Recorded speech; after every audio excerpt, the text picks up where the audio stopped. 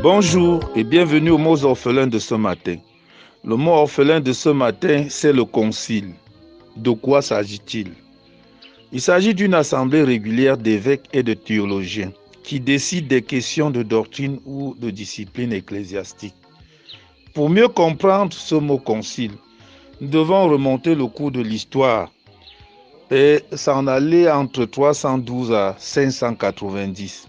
Où on a vu apparaître des évolutions négatives dans la pratique du culte puisque l'Église a avancé vers le ritualisme formel et les sacrements dits salvateurs, ainsi que dans la structure d'organisation et de gouvernement à l'intérieur de l'Église, où les évêques s'arrogeaient des titres et des positions non bibliques et créaient une hiérarchie qui s'éloignait ou alors éloignait le clergé des laïcs.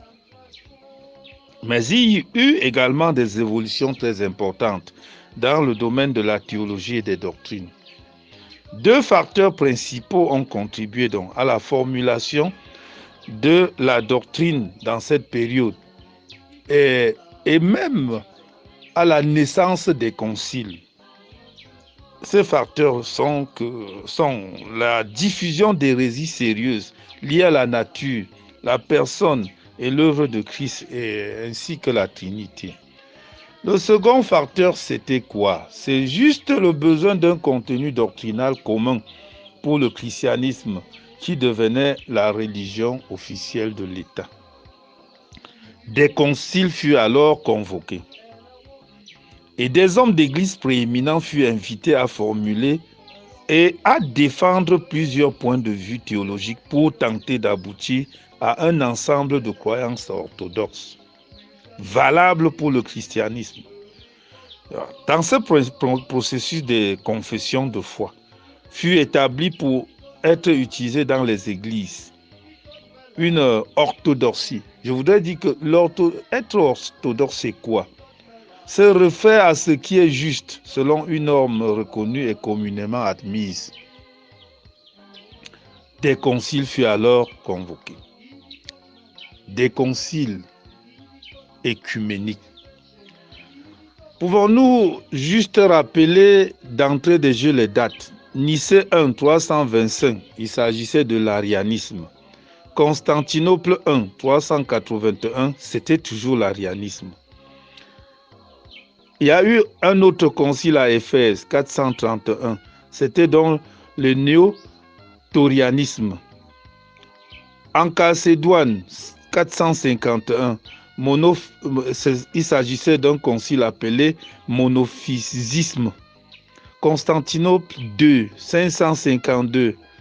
Et il s'agissait encore de Nestor. Nous appelons ça nestorianisme. Constantinople 3, 680-681. C'était le monothélisme. Nicée 2, 782, culte des images. Constantinople 4, 869-870, c'était des Photios. Latran 1, Latran 2, Latran 3, Latran 4, c'était de l'investiture. Nicée 2, Victorien 4 et croisade des réformes de l'Église. Il y a eu le concile de Lyon en 1245. C'était donc des droits de l'Église. Il s'agissait des droits de l'Église. Lyon 2, 1274, c'était l'Église grecque. Concile de Vienne, 1311-1312, c'était le concile des Templiers. Concile de Constance, 1414-1418, schisme d'Occident. Concile de Bâle-Ferrat en Florence, 1431, c'est le schisme d'Occident. Concile de Latran 5, 1517. Louis XII de France, concile de Trente, une ville italienne, 1545, c'est la réforme de l'Église, de 1545 à 1563. Vatican I, 1869-1870, c'était le monde moderne. Le modernisme s'est infiltré à l'Église. Vatican II, 1962-65, le monde moderne. Alors, pendant que nous engageons la page des conciles, il faut se dire que 5 conciles importants figureront dans les mots orphelins à venir. Il s'agira des conciles de Nicée en 325 après Jésus-Christ, concile de Constantinople de 381, concile d'Éphèse, de la Chalcédoine et de Carthage. Alors, il est aussi intéressant de remarquer que la plupart de ces controverses doctrinales ont eu lieu dans la partie orientale de l'Empire romain.